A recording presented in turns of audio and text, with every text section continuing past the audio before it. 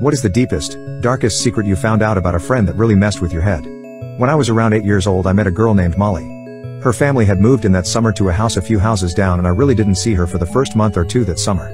My first memory of her was when I was playing with a small anthill in my backyard and she came over and joined me. She showed interest in my anthill, and by 8-year-old logic she was the coolest person ever, and we became best friends. We would play every day that we could in her backyard or my backyard, go to the pool, ride bikes, ride scooters, and play basketball. Basically, if I went outside she would be out with me. A few years later we were still best friends and did everything together.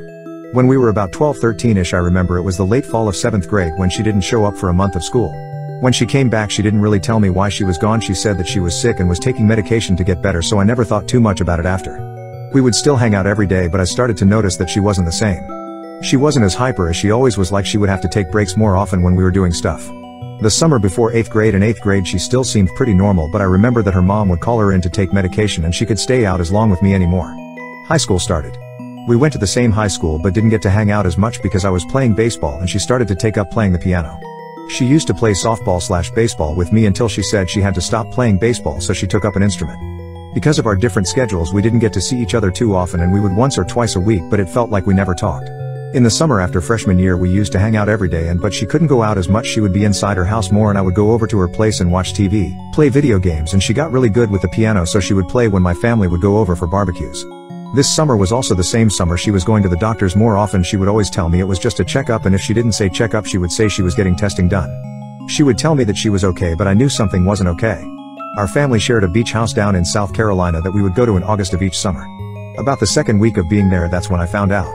We would go out to the boardwalk pretty much every morning before it got too hot and just go to the beach, get ice cream cones every day, and do whatever. This was the first summer that her dad had to come with us everywhere, and it wasn't really a big deal. Neither one of us really minded, but I didn't know why he wanted to come. We were standing in line to get food when I saw her pass out in the middle of ordering food for everyone. I was freaking out while her dad called her mom to meet them back at the house because Molly passed out. So he picked her up and we ran back to the house, which was about 5 minutes away, and just got in their car and started speeding towards the local hospital. Her parents took her to emergency care and I waited in the waiting room. I called my parents and told them what happened, and they met me at the hospital. About 6 hours later I was allowed to see her, and she told me that she was okay and that she must have passed out from the heat and not drinking enough water. She was staying at the hospital overnight, so she and my parents took me out to eat and stopped by the house first to get changed and stuff before heading back to the hospital. I had just finished showering and getting changed when her mom stopped by my room and told me that she and parents had to talk to me. This was the scariest moment of my life. Her parents had told me that Molly was diagnosed with ALS, amyotrophic lateral sclerosis, back in the 7th grade, and that she wasn't expected to live much longer.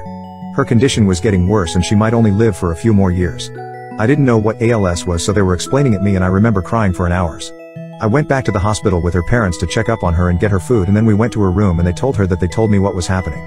She was literally a year or two from death, but she didn't cry or feel sorry for herself. She had just passed out and was smiling and joking about saying she wasn't going to have to do her summer projects and homework at least, and was comforting her parents and I. She was the most amazing person I have ever met to be able to be that happy and confident in the face of death.